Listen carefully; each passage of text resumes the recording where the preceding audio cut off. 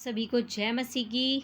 देखिए, आज का जो वचन है वो बहुत ही स्पेशल है। आज उन सब के लिए है, उन भाई बहनों के लिए है जो अपने जीवन से हताश हो चुके हैं, निराश हो चुके हैं। ठीक है, आज परमेश्वर उन लोगों से बात कर रहा है। क्या आप अपनी ज़िंदगी में निराश हो चुके हैं, या आपको ऐसा लगता है कि मैं इस पृथ्वी पर क्यों आया, मैं क्यों बनाया गया, है ना? क्या आपको ऐसा लगता है कि इस दुनिया में तो मेरा कोई भी नहीं है? तो अगर आपको ऐसा लगता है तो आज की वीडियो ही आपके लिए है।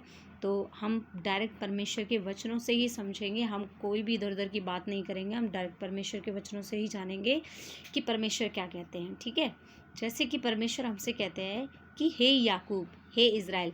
हम सभी जानते हैं कि परमेश्वर ने याकूब से बहुत प्रेम किया, इज़राइल से परमेश्वर ने बहुत किया प्रेम किया। ठीक है, तो परमेश्वर के लिए परमेश्वर जिससे प्रेम रखते हैं, परमेश्वर जिनसे प्रेम रखते हैं वो कौन है? हम इज़राइल हैं।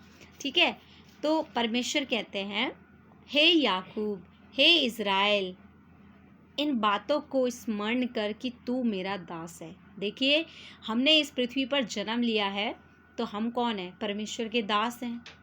आमीन। देखिए, अगर हम इस पृथ्वी पर आए हैं तो हम परमेश्वर के दास होकर आए हैं। ठीक है, दास और दासी होकर के आए हैं। जब हम दास और दासी होकर के आए हैं तो हमें परमेश्वर के प्रेम में, परमेश्वर के अनुग्रह में, परमेश्वर की अधीनता में चलना है। ठीक है, फिर परमेश्वर का वचन कहता है मैंने तुझे रचा है। ये तो हम सभी जानते हैं कि हमें परमेश्वर ने, सर्वशक्तिमान परमेश्वर ने हमें रचा है। फिर परमेश्वर कह रहे हैं हे इज़राइल, तू मेरा दास है। देखिए, परमेश्वर ने दो बार कहा है यहाँ पर कि तू मेरा दास है। अब आज से आप ये सोचिए कि आप परमेश्वर के दास हैं। अब दास का काम क्या होता है? परमेश्वर की सेवा करना। ठीक है, तो आज से ही आप अपना पूरा मन परमेश्वर पर लगाइए। ठीक है, और परमेश्वर के वचनों को पढ़ना शुरू कीजिए कि परमेश्वर आपसे क्या बातें कह रहे हैं, और फिर अपना जीवन वैसे ही बिताइए जैसे परमेश्वर चाहते हैं। फिर परमेश्वर कह रहा है मैं तुझको ना भूलूंगा। हालेलुया। परमेश्वर हमें कभी नहीं भूलता, क्योंकि परमेश्वर का वचन कहता है कि एक दूध पीते हुए बच्चे को एक माँ त्याग सकती है, परंतु मैं तुम्हें ना कभी छोड़ूंगा और ना कभी त्यागूंगा। ठीक है, तो परमेश्वर कह रहे मैं तुझको कभी ना भूलूंगा। देखो, आपको दुनिया में लोग भूल सकते हैं, आपकी माँ भूल सकते हैं, आपके भाई भूल सकते हैं, आपकी बहन भूल सकती है। ठीक है, आपकी बीवी आपको भूल सकती है, आपका पति आपको भूल सकता है। ठीक है, लेकिन परमेश्वर कहता है मैं तुझको ना भूलूंगा। ये परमेश्वर का प्रॉमिस है कि वो आपको नहीं भूलेगा। ठीक है, अगर इस दुनिया में आपसे सबसे ज़्यादा जो प्यार करता है वो कौन है? प्रभु यीशु मसीह ही आपको सबसे प्रेम करते हैं। ठीक है, आजकल हर कोई बोलता तो है एक लड़का लड़की के लिए कि मैं तेरे लिए जान दे दूंगा, मैं तेरे लिए मर जाऊंगा, लेकिन वाकई में ही परमेश्वर हमसे सबसे ज़्यादा प्रेम करते हैं। प्रभु यीशु मसीह का प्रेम ही सच्चा प्रेम है, क्योंकि उसने अपने आप को हमारे लिए दे दिया ताकि हम पापों से मुक्त जीवन बिता सकें। हालेलुया।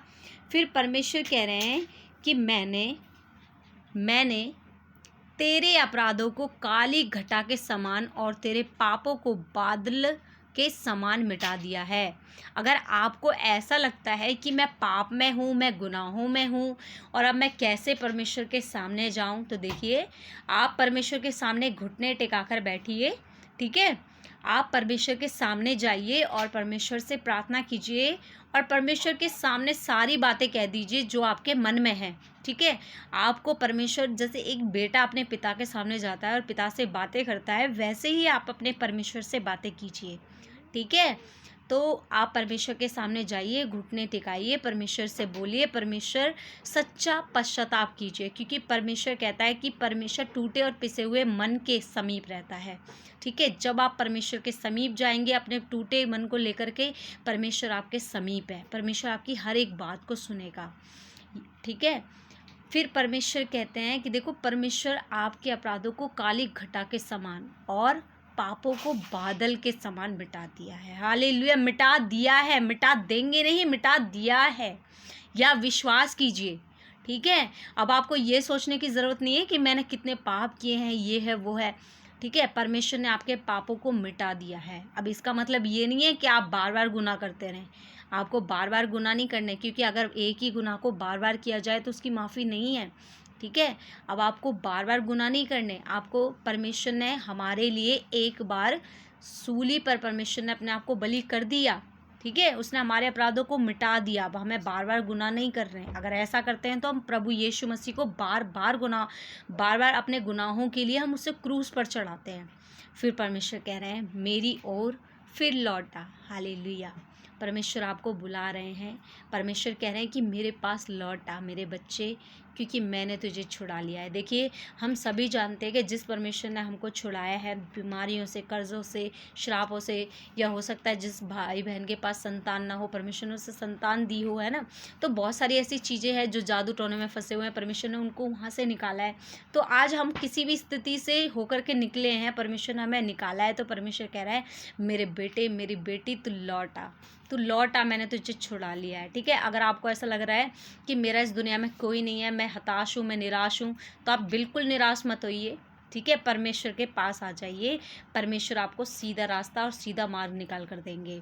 मैं आशा करती हूँ ये वचन आपके लिए आज के लिए बहुत ही हेल्पफुल रहे होंगे, और इन वचनों के द्वारा आपने बहुत सारी चीज़ें सीखी हैं। मैं धन्यवाद करती हूँ परमेश्वर का, और आप लोगों का भी धन्यवाद करती हूँ कि आप लोगों ने मुझे सुना। सभी को जय मसीह की। धन्यवाद।